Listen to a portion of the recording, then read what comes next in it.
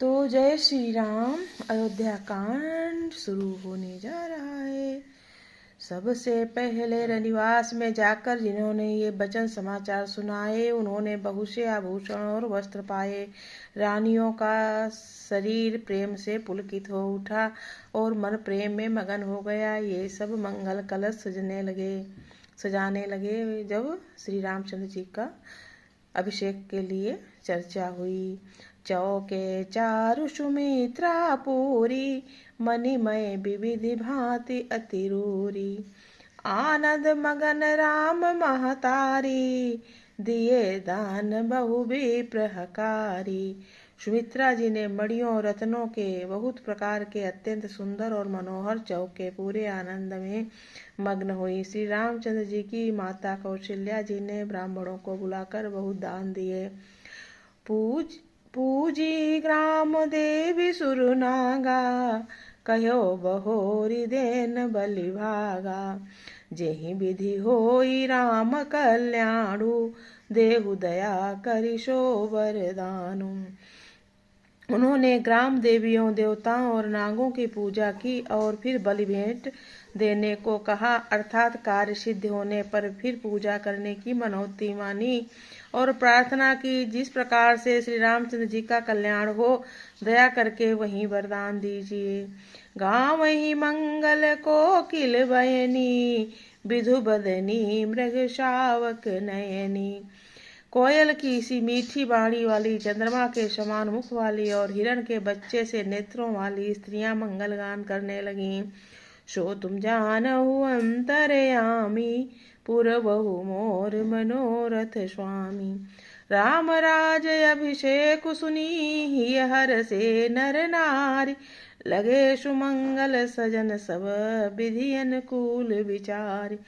सो तुम जानहु अंतरयामी, पुरबहु मोर मनोरथ स्वामी। श्री रामचंद्र जी का राजाभिषेक सुनकर सभी स्त्री पुरुष हृदय में हर्षित हो उठे और विधाता को अपने अनुकूल समझकर सब सुंदर मंगल साज सजाने लगे। तब नर नाह वशिष्ठ बोलाए, राम धाम सिख देन पठाए। गुरु आगमन सुनत रघुनाथा, द्वार आई पदुनायो माथा। सादर अर्घ देई घर आने, सोरह भांति पूज सन्माने। गहे चरण सिय सहित बहोरी, बोले राम कमल कर जोरी।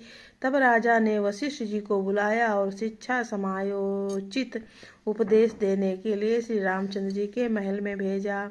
गुरु का आगमन सुनते ही श्री रघुनाथ जी ने दरवाजे पर आकर उनके चरणों में मस्तक नवाया, आदर पूर्वक अर्घ देकर उन्हें घर ले आए और खोड़ उपचार से पूजा करके उनका सम्मान किया। फिर सीता जी सहित उनके चरण स्पर्श किए और कमल के समान दोनों हाथों को जोड़कर श्री राम जी बोले, सेवक सदन स्वामी आगमनु, मंगल मूल अमंगल दमनु। तथापि उचित जनु बोल सप्रीति, पठैय काज नाथ असि प्रीति नीति। यद्यपि सेवकों के घर स्वामी का पधारना मंगलों का मूल और अमंगलों का नाश करने वाला होता है, तथापि हे नाथ, उचित तो यही था कि प्रेम पूर्वक उदास को कार्य के लिए बुला भेजते, ऐसी ही नीति है। प्रभु ताता जी प्रभु कीन स्नेहु, भयउ पुनीत आज यह गेहू। आयसु होई सो करऊ गोसाई, सेवक लाही स्वामी सेवकाई। परंतु प्रभु आपने प्रभुता छोड़कर स्वयं यहाँ पधार कर जो स्नेह किया, इससे आज का ये घर पवित्र हो गया। हे गोसाई, अब जो आज्ञा हो मैं वह करूं। स्वामी जी सेवा में ही सेवक का लाभ है। सो तुम जानहु अंतरयामी, पुरबहु मोर मनोरथ स्वामी। सुनि स्नेह साने वचन, मुनि रघुबर ही प्रशंस।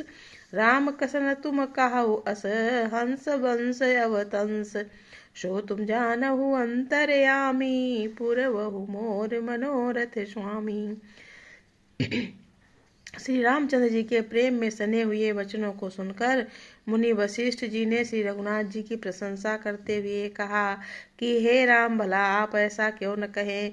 आप सूर्यवंश के भूषण जो हैं। बरनी राम गुणशील सुभाऊ, बोले प्रेम पुलकी मन राऊ।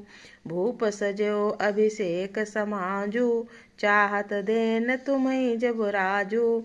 श्री रामचंद्र जी के गुणशील और स्वभाव का बखान कर मुनिराज प्रेम से पुलकित होकर बोले, हे रामचंद्र जी, राजा दशरथ जी ने राजाभिषेक की तैयारी की है।